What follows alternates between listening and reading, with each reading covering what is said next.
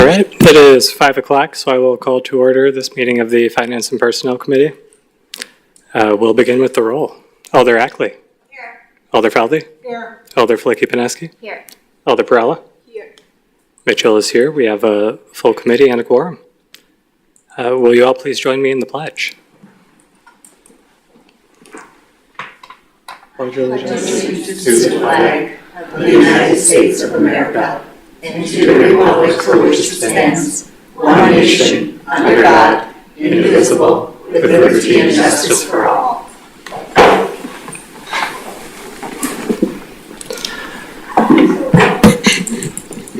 All right, because we have enough visitors today, let's move on to item 4, the introduction of committee members and staff. Alder Ackley, if you'd like to kick off. For Alderperson.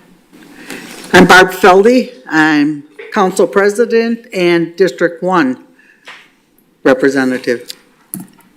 And I am Roberta Flicky-Pineski, District 2 Council Vice President and Vice Chair of Finance. I'm Chair Mitchell, District 9, and Chairman of the committee. And Dr. Perella, the person for District 7. Alderman Heidemann, 10th District, South Side.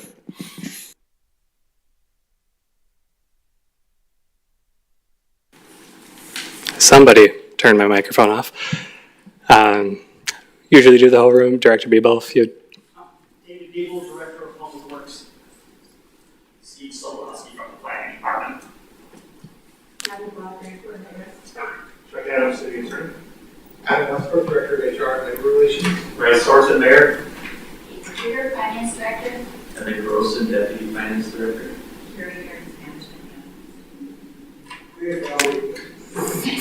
Honorary Alderperson. Thank you.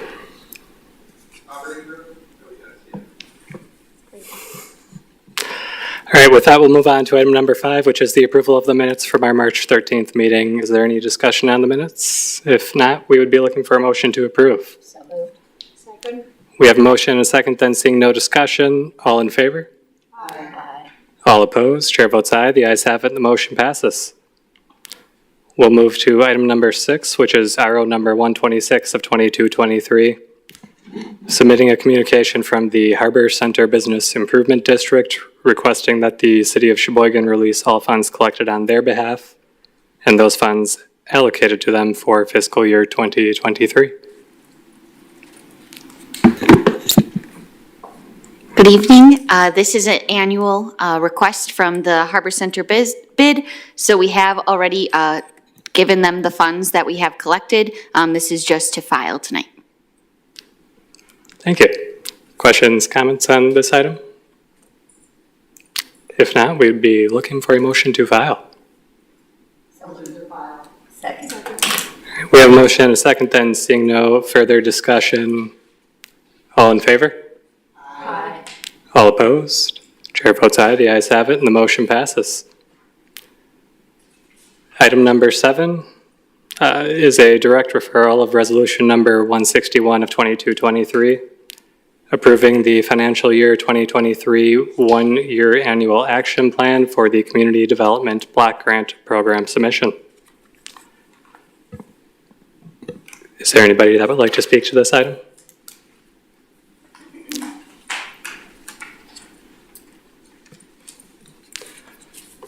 I'm happy to answer any questions that you have. Sure. Questions from the committee? Otherwise, I would anticipate there's some discussion coming up if you'd like to stick around. Alder Perella? I just wanted to comment that I would be abstaining on this because my company the company I work for is included. Thank you.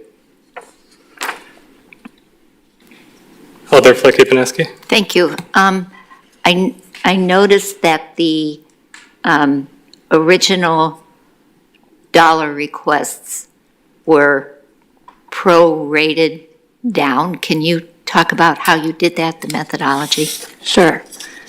So we had a new agency this year, as well as 2 agencies that have applied previously, but did not get funded last year because they did not submit. So if we were to fund all of the applicants, that would include the Salvation Army, Sheboygan County Interfaith, and the Abode, we would need to reduce the amount allocated per agency. We had 217,000 in requests, and we can give out about 130. So I basically, in talking with Chad, reduced it by the percentage of increase for 2021 to 22, and then we decreased it by that same percentage. Say that last part again. So we looked at whatever their percentage of increase was from 21 to 22. Correct. So for Lakeshore Cap, that was a 40% increase Okay. year over year. We reduced their allocation by that same percentage So in our recommendation. they got no increase. No, And you followed that methodology all the way through? correct. Okay, thank you. Any other discussion on this item generally from the committee? This is going to be a multi-parter. We'll need to amend in the final figures that the committee is recommending, but before we jump into the individual parts. If not, Alder Heidemann. Yeah, thank you, Chairman. We're the community of, partners community development in that category. I'd just like to get some, it says comprehensive plan update, $30,000. Program administration, $173,000, and I don't know what Section 108 payment is. Could you just give me a explanation on that, please? Sure. So Section 108 is our payment for Uptown Social for the money that we borrowed. So we have an annual payment coming out of CDBG for $160,000, I think, for the next 10 years. Administrative costs would be salaries for staff. So my salary is largely CDBG funded. I know part of the planning director, part of other pieces of our department. Okay. And the $30,000 plan amount is, it's time for us to update our comprehensive plan. And that's proposing, or looking to fund, I guess, a consultant to do that. Okay, thank you.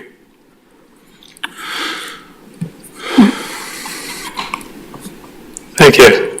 Alder Fleckie-Paneski. Thank you. The comprehensive plan, and I'm going to do a little background here. It's 10 years old, or 12, and we have to do every 10, and we got to buy your leave for 2 years. I'm understanding it's not an option. We must do a comprehensive plan. I was part of the community group 10 years ago, or 12 years ago, that was part of it because of redevelopment authority. And at that point, we hired Van de Waal, and I actually I tend to keep my plans, there they are. And it includes a great deal of mapping and housing strategies, et cetera. And the city has done a housing study. We have done a strategic plan, which we talked about and we did not adopt, but the process was done. And I'm understanding, again, from redevelopment, I'm understanding that Van de Waal was asked to provide our maps and our mapping from previously, and that's really the meat and potatoes of the plan, and they provided that to us electronically. I don't know how far the staff is into updating, but I know that piece is done. I know that the housing piece is done because we've done that already. The community input, by and large, was part of it. So I question why we're spending $30,000 to do it. So I know that Chad did think that we could handle that in-house. because it's really just updating the narrative. So I'm. Regrettably, Chad isn't here, but, Okay, Oh, okay. so I guess the comprehensive plan, there's a lot of different components to it. And Alder Flicky-Pineski is correct. We did go out for some RFPs on this as well. So we are currently out of compliance with the state. This is a document that we have to update every 10 years. I think we're 12 years into it right now. And if you look at where the last comprehensive plan is, there's many different levels to it. And it kind of is I always say it's kind of the physical strategic plan of the city, where we're going to be aspirational for economic development as well as housing. I would disagree that the housing part is done. It's not done. We have to make sure that parts and the study are implemented in the comprehensive plan as well. And I know that there's a lot of discussion about additional dwelling units, and other forms of housing reforms that we'd want to implement. And we'd have to do that in the comprehensive plan, and then down the road, work to update and modernize our zoning code as well too. Our current comprehensive plan, if you flip through there, Alder Flicky-Pineski, there's talk about the casino on South Pier, as well as the strip mall on the Willow Creek Preserve. So parking structures on South Pier. So there are some major components when you talk about economic development and land use strategy that need to be updated, and that is another big comprehensive part of that as well. Does that answer kind of more of the questions? some of it. Yeah, we are getting a cheaper deal. Okay, city attorney will take it. I'm going to add that you're really going beyond the scope of what you're actually voting on today. That's merely a whereas clause that tells you you've already approved all that. You already budgeted for those things. What you're approving is the last page. You've got to come up with the numbers for the public service organizations. The other numbers that are in the whereas clause that's done already. You all voted for that. Thanks, John. Thank you, Attorney Adams. Mayor, Abby. Take it, Steve. Yeah, I was Take it, Steve. part of the 2012 comprehensive, so Steve Sokolowski from Manager of Planning and Zoning, Planning Department. Comprehensive plan, someone indicated that it has to be done. There's nothing that necessarily says that it has to be done. It's common practice to keep up to date with the plans. Obviously, it's 2012 when that was adopted, and as the mayor said, there are several things that are out of date, but as far as the comprehensive plan, we did send out some RFPs. The numbers did come in pretty expensive for what was going to be required.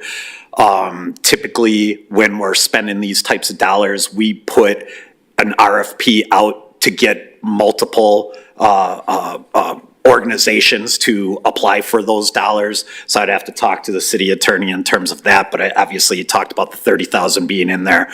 But the comprehensive plan is a document that is used as a tool for future development in the city, and the zoning ordinance is the tool that implements that, those policies. So if I can answer any more questions, I'm willing to do that. I don't know if I hit anything that you're after. But I'm here to answer questions as well. Outside the scope, so you're really going beyond the scope of the motion. So what you should be talking about is the recommendations for the community housing, for the public sector organizations. The rest of it, that's all just background clause. It's just background. Sure. Okay. No, that makes sense. I guess I was somewhat wondering why we had two separate lists in two different sections, and one of them was not included in the actual action of the resolution. I will thank everybody nonetheless for educating us a bit on comprehensive plans, and I guess as chair, I will use my privilege to rule that just barely within bounds is germane to the conversation for now. In that case, this won't be as multi-part. Looking through the resolution on the final page, we have the Finance and Personnel Committee recommendations. I believe the committee has all seen the recommendations from staff for the figures, and if memory serves in prior years, we usually begin with those numbers, and if there's any desire for further changes, we make them to that foundation. I believe we'll have to amend these on this time, so we would be looking for an amendment to add the staff recommended, So you, before you can amend it, you need to we haven't had the motion yet, have bring we? it on, yeah. That's a good point. On the resolution itself, would anybody have a motion to approve? So moved. And I am understanding, just so I get this Before we- two-part thing Alder here. Flick, before we move on, do we have a Oops. second? To put the resolution on the floor for further discussion? The chair will second. Alder Flick. So I'm understanding we kind of use the whereases as backgrounds, and the only thing we're looking at are the not-for-profits that were reduced to the previous year's budget. Right, so you need to come up with numbers. I don't know if there was something not on the agenda that gave recommendations as to those numbers, but what you need to do is come up with, you need to amend the resolution so as to provide actual numbers that you're going to be giving to those 4, 5, 6, 7, 8, 9, 10 organizations. And the only two that have already been sort of determined are the two housing ones, Partners for Community Development at 40,000 and Habitat for Humanity at 22.5. The other organizations, you've just got to come up with how you're going to spend the remainder of the dollars, which is in the whereas clause, 129,794. Thank you. All right, now that we actually have the motion in front of us, if we would like to begin the process using the staff recommended figures, I would ask for a motion to amend the finance and personnel recommendations section of the resolution so that it reflects funding in the amount of $12,500 for Lakeshore Cap, $42,493 for Shoreline Metro, $15,000 for Family Services Association, $3,350 for Family Connections, $11,500 for Big Brother Big Sisters, $4,900 for Flawless Hoops, $27,000 for the Salvation Army, $7,000 for SCIO, $6,050 for the Abode. And that would be the end of the amendment. Do we have such a motion?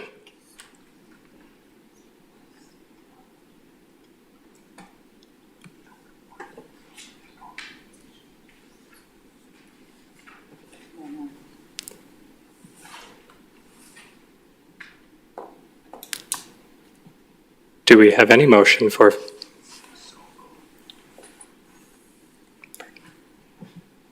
I need a so moved. So moved. Yes. Do we have a second?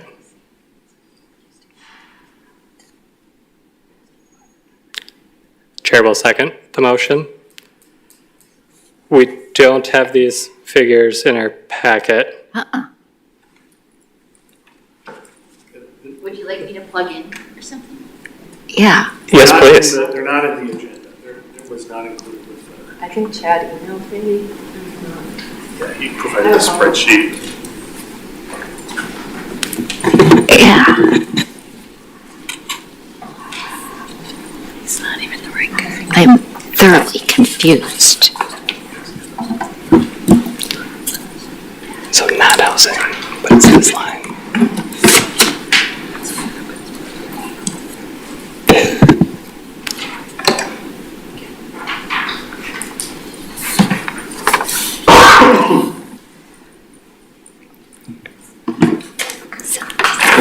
Is this the staff? The highlighted line beginning here to the end is what staff recommended and what the current amendment is.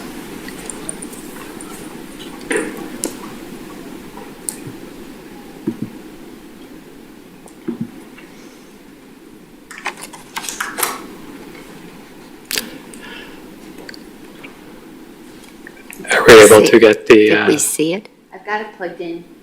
Can you bring up my computer? Do we have to push it? Send live podium.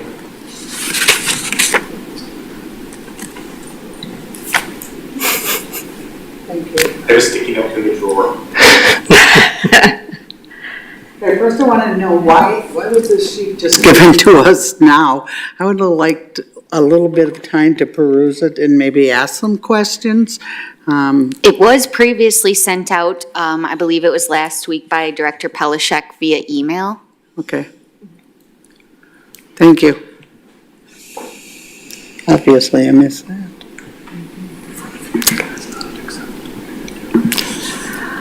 Do we have any other discussion from the committee? So the very long amendment that I suggested and that Alder Flicky-Pineski moved to make would be adding the row of figures that are highlighted in yellow up at the top here as the committee's recommendation for funding in the public service area with CBDG funds. These are also the staff recommendation. Because it's not an official document, because it wasn't provided with the agenda, the motion that will come out of here has to give the exact numbers, even though you're reading. And that's the ones you gave. Oh, okay. Okay. Yeah, I can't see them. Me neither. Where's my mouse? Alder Flicky-Pineski? Yes. Thank you. So, let's take this from the top and go back down again. The numbers that were read were also the numbers that staff recommended for all of these not-for-profits. Is that accurate? Yes. Thank you. That was at least my intention. Yes. I will remind everybody we're currently discussing the amendment right now that is adding these figures. Is there any other discussion, questions, or comments? If not, all in favor of adopting the staff recommendations for funding as the Finance and Personnel Committee's recommendations as was stated in the amendment, please indicate by saying aye. Aye. All opposed? Abstain. Abstentions? Alder Barilla, all right. Chair votes aye. The amendment passes. So we would be back on the resolution that was attached with the previously discussed figures now being amended onto it. Is there any other discussion on the resolution as amended? If not, all in favor? Aye. All opposed? Abstentions? All right, chair votes aye. The ayes have it and the motion passes as amended. Wow. I think that went smoother than I anticipated it. Good. All right. That brings us to item number 8, which was a direct referral of resolution number 162 of 2223, which authorizes entering into a collateral assignment of TIF agreement with the Sheboygan Press LLC and Cardinal Capital Development LLC regarding the redevelopment of the former Sheboygan Press building at 632 Center Avenue in favor of First Business Bank. So I've reviewed it, I have no objections to it, it's appropriate, but it did have to come back to council for approval, so recommending your approval. Thank you. Questions, comments from the committee? If not, we would be looking for a motion to approve on this one. So moved. All right, we have a motion and a second, then seeing no further discussion, all in favor? Aye. All opposed? Chair votes aye. The ayes have it and the motion passes. Next up, we have item number 9, which was a direct referral of resolution number 163 of 2223, updating the job description for the position of city administrator for the city of Sheboygan, and authorizing the Director of Human Resources and Labor Relations to initiate the hiring process for the position. Thank you, Chair.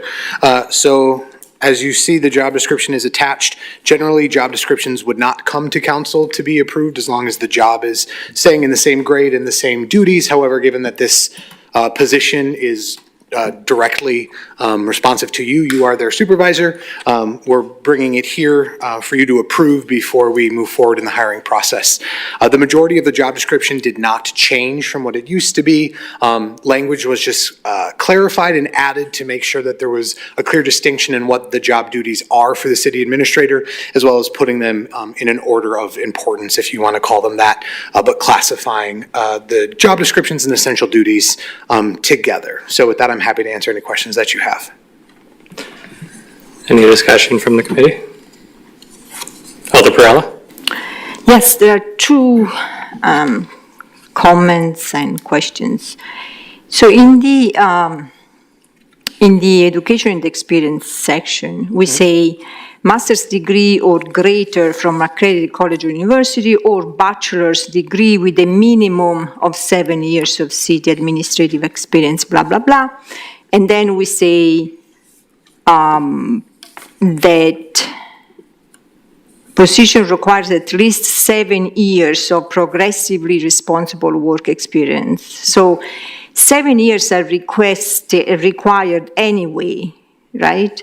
So what's the difference then between someone who comes with a bachelor's degree with a minimum, we say we require a minimum of 7 years with a bachelor's degree, but we require 7 years anyway. Yeah, so with the bachelor's degree, as it's written currently, if you only have a bachelor's degree, the job description requires that you have been a city administrator for 7 years, if you don't have a master's degree. However, if you have a master's degree, we're saying that you need 7 years of progressive experience. So, but it doesn't have to be as an administrator with that master's degree. Perfect, thank you. And then I would like to add a statement. Go ahead. Among the, yes, I would say among the essential duties, one statement, and it doesn't matter to me where to add it. So I don't know if I have to, shall I start the motion on that right away? To change. I don't want to amend. I want to I want to amend by adding one statement among the essential duties. So what you're approving is the resolution, not the attachment. Okay. So are you looking to add something to the resolution or to the attachment? So obviously I'm trying to add something to the attachment. Will that be an option for us to do that in a different context or not? So I should be close to the mic so I can be heard if there's anybody online, since I always complain about that myself. If you want to make a change to the document, what you probably should do is reject this and send it back for further discussion to the group that's that created it, because what you're approving is the resolution itself.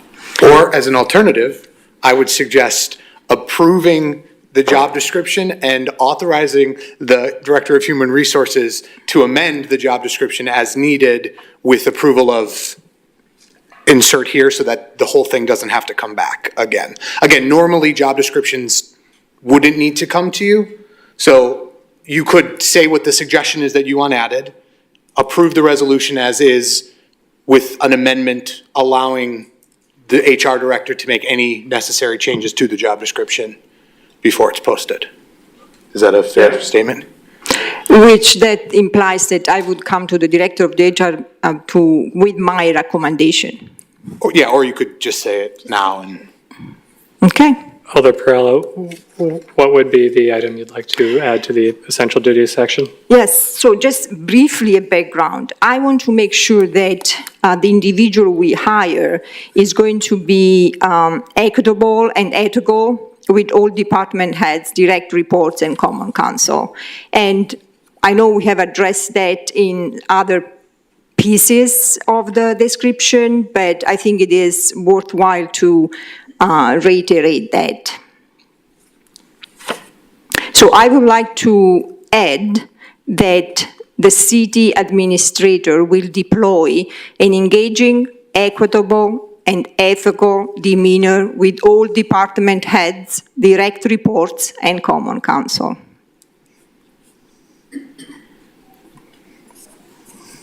Director Westbrook, I'm going to defer to your expertise on this one.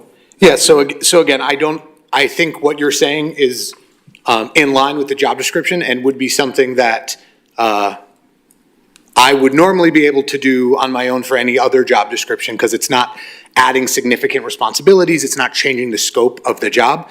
So again, assuming that council passes this and then gives the HR director the ability to change this job description before it's posted to include any additional recommendations that don't change the scope, I have no problems at all adding a language like that, because again, it doesn't contradict anything that is not already in there. Thank you. Okay, so to do anything along those lines, then we would need to amend the actual resolution. I imagine you would want to add a be it further resolved clause. Well, it would, what Adam said is what you probably want to do. You said it better than I would, Adam, so go ahead. Tell her what the motion should be. Well, so first a motion to approve the resolution would need to be on the table. It would. And you would think, I'd remember that after That's okay. forgetting already once tonight. Let's at least get ourselves to that point. Do we have a motion to approve? So moved. Second. We have a motion and a second. All right, please continue. So if, based on what Alderman Perella has said, I think an motion to amend to allow the Director of Human Resources and Labor Relations to adjust the job description before posting would be an appropriate amendment to this. You said something about changing the scope before. No, I'm saying That- what she's suggesting doesn't change the Right, scope, so right. it falls in line with what a normal job description change would be, which is why I don't see any issue with adding that language to this. Okay, But the amendment itself would just be to authorize the Director of Human Resources to amend the job description before it's posted. so Alder Perella. I make a motion to approve with the allowing with the amendment of allowing the Director of HR to make changes which do not impact the scope of the description. Good enough. All right, so we have an amendment proposed to authorize the Director of Human Resources to make further changes to the job description that do not change the actual scope That is correct, thank you. before the job is posted. Thank you. Do we have a second? Second. We have a motion and a second. The discussion is now on the amendment. Questions, comments from the committee? If there's no discussion then on the amendment, I will ask all in favor to please indicate by saying aye. Aye. All opposed? Chair votes aye. The ayes have it. The motion passes. We are back to the actual resolution, now as amended. Do we have any further discussion? Seeing none, all in favor of approving the amended resolution? Please indicate by saying aye. Aye. Aye. All opposed? Chair votes aye.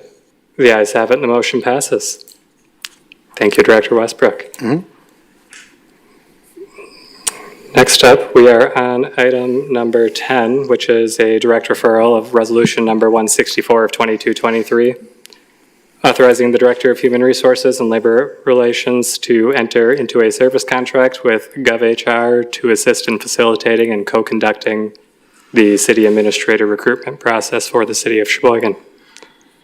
Thank you, Chair. So again, under our current ordinance, generally, service contracts under $50,000 are something that department heads can recommend and approved by the city administrator. And with the absence of a city administrator, we're coming to all of you for that. As stated in the resolution, and you can see in the attachment from GovHR, I have made the decision and recommendation to move forward with GovHR, assuming you approve it, to help in this recruitment. Obviously, this is a very big position. We plan on doing a nationwide search for this position with a focus in the Midwest, only because most likely the majority of candidates will come from the Midwestern region. However, it will be a national search for that. Just to give you an idea, my recruitment process, which you all engaged Baker Tilly for, was right under $27,000 that you paid for the HR director's recruitment, and I'm sure I was worth every penny of it. But this amount is in line with the other industry standards. As it says in the resolution, I didn't go out for RFP on this.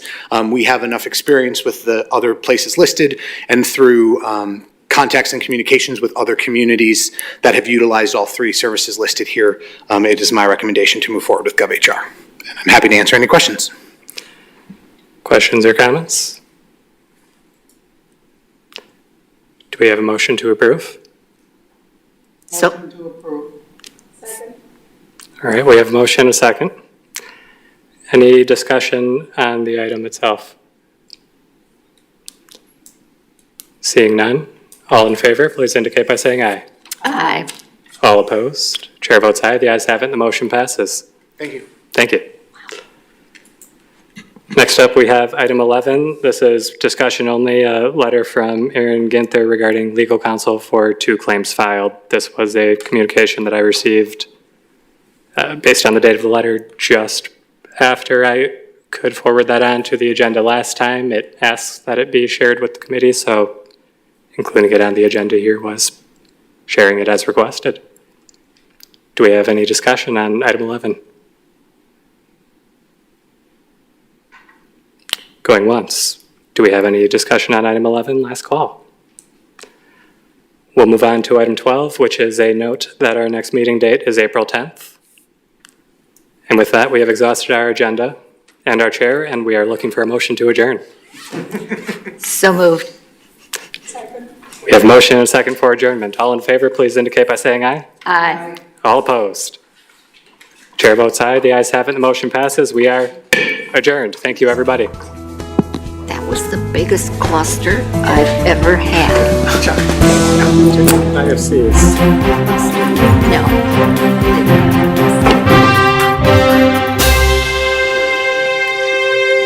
Probably a discussion.